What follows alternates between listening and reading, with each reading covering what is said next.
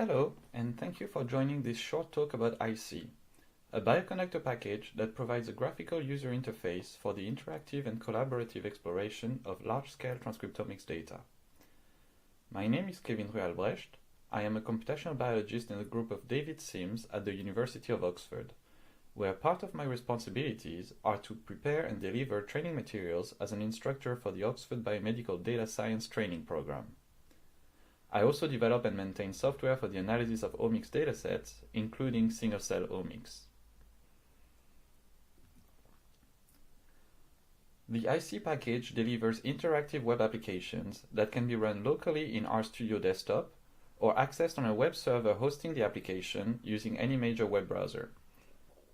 The graphical user interface includes a range of panels, each with dedicated functionality, from displaying dimensionality reduction results to sample and gene metadata and values from experimental assays.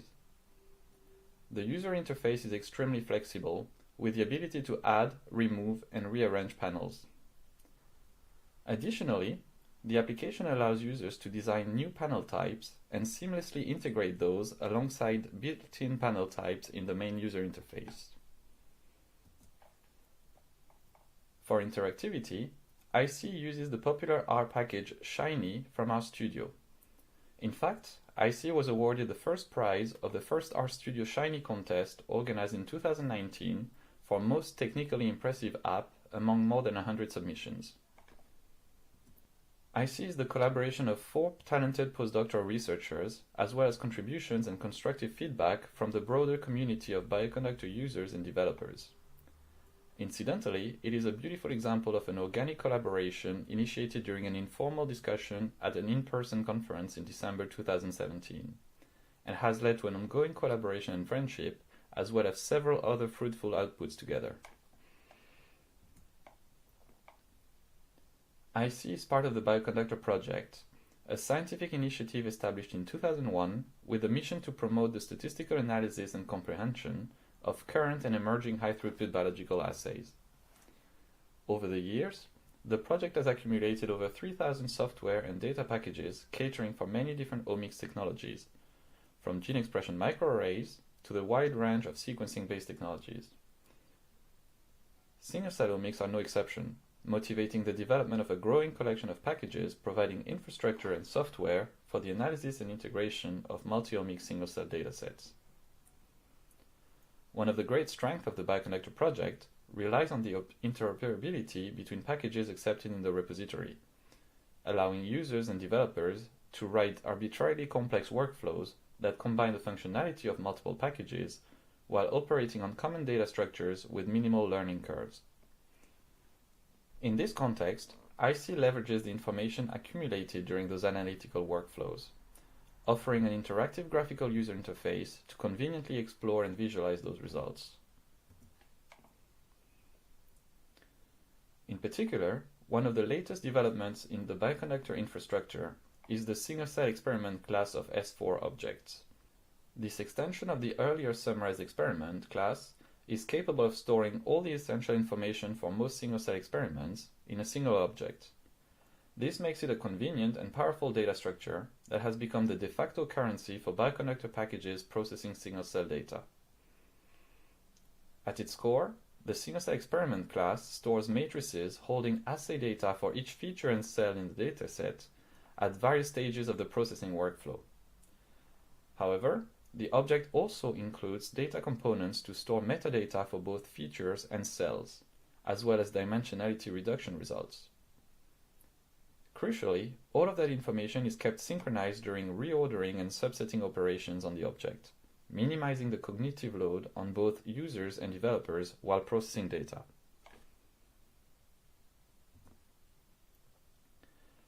The stability and convenience of the single-cell experiment class allows iSEE to automatically discover and parse the information available in any given dataset.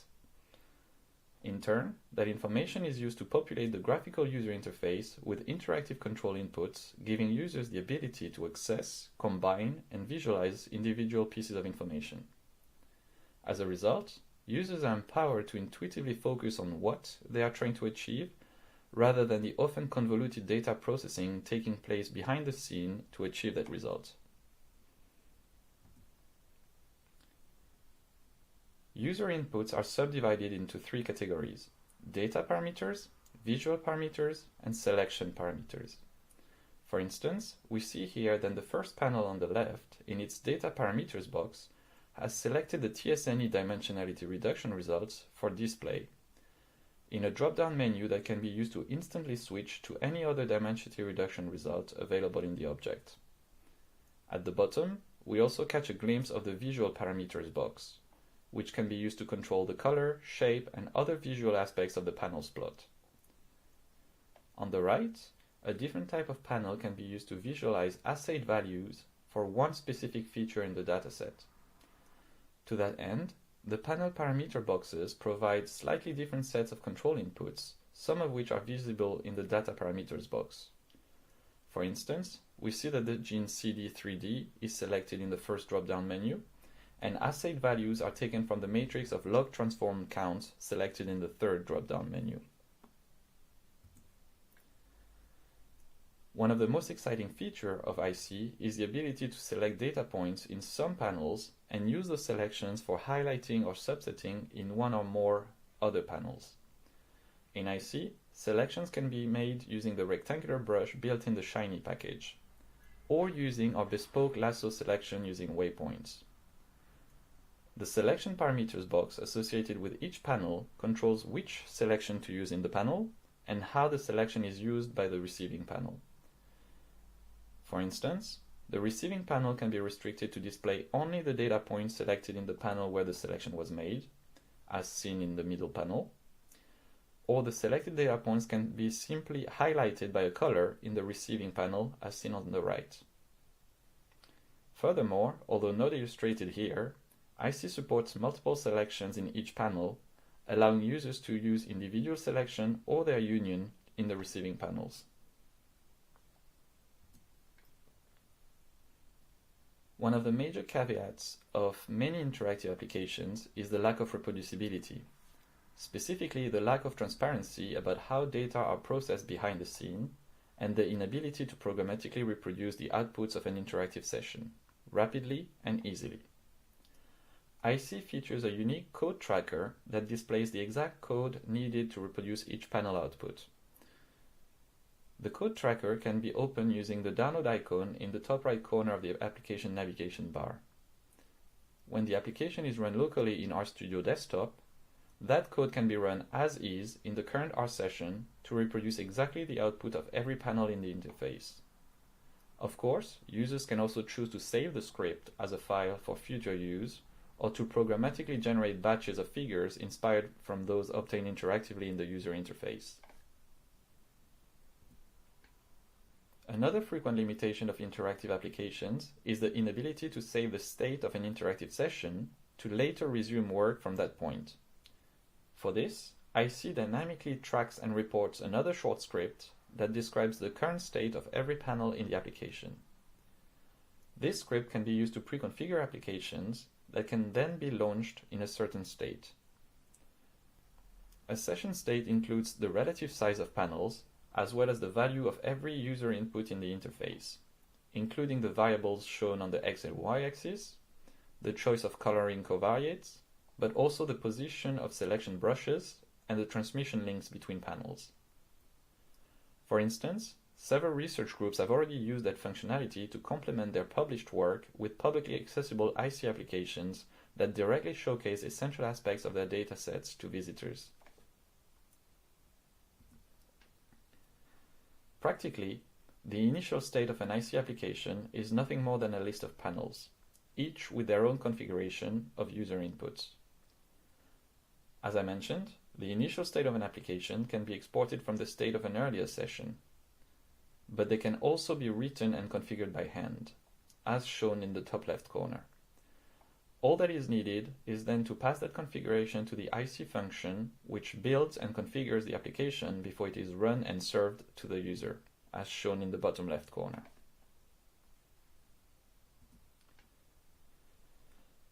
All of this information can be overwhelming to new users. For this, iSEE includes the possibility to design guided tours that users can launch from the application's navigation bar using the question mark icon in the top right corner. Each step in a guided tour attaches a message to an element of the interface. Together, the steps of a guided tour can take users through key aspects of a dataset, or simply train them to use the user interface efficiently.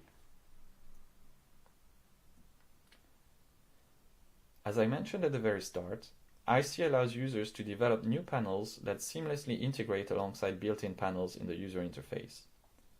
Panels are implemented as a hierarchy of S4 classes, some of which provide core functionality shared by all the panel types that are derived from it. In other words, new panels can be rapidly developed by reusing and extending functionality available in other panel types. Our separate package iSEE provides a number of additional panel types demonstrating this functionality. In particular, I want to take a moment here to stress that the built-in panels in iSEE are restricted to display information already present in the object. In other words, built-in panels do not compute any new information. However, some panels in the iSEE package demonstrate how users can develop panels that do compute new information. For instance, the dynamic reduced dimension plot panel type is designed to receive a selection of data points from another panel and dynamically compute and display a new dimensionality reduction result for that selection. This is all thanks to Shiny applications running in an R session, giving them access to functionality implemented in all the packages installed in the user's R library.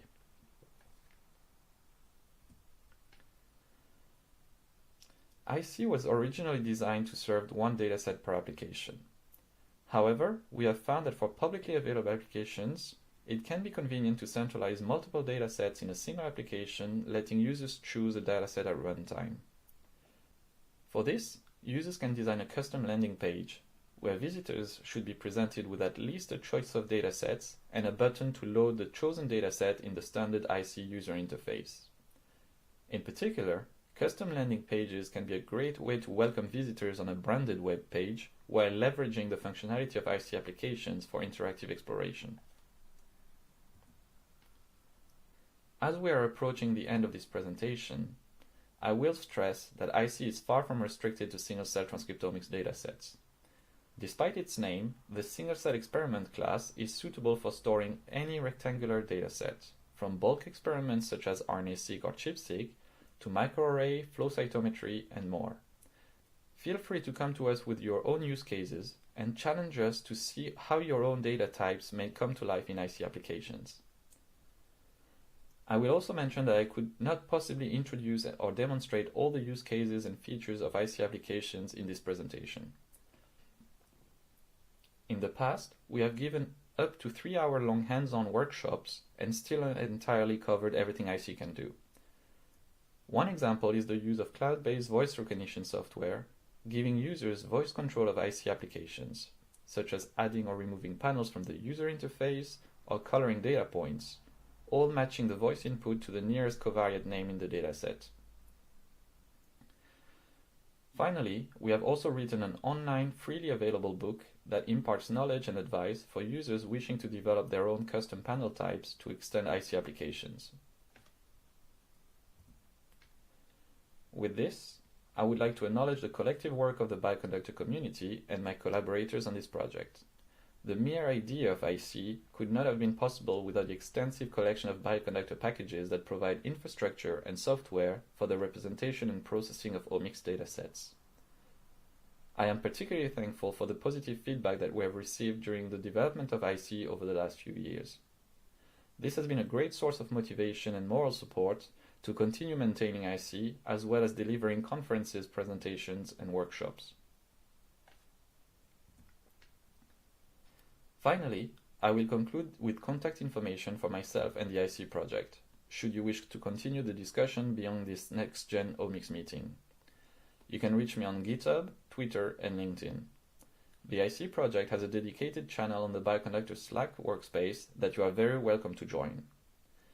This presentation is available in HTML format on my GitHub account, where you will be able to follow the various links throughout my slides.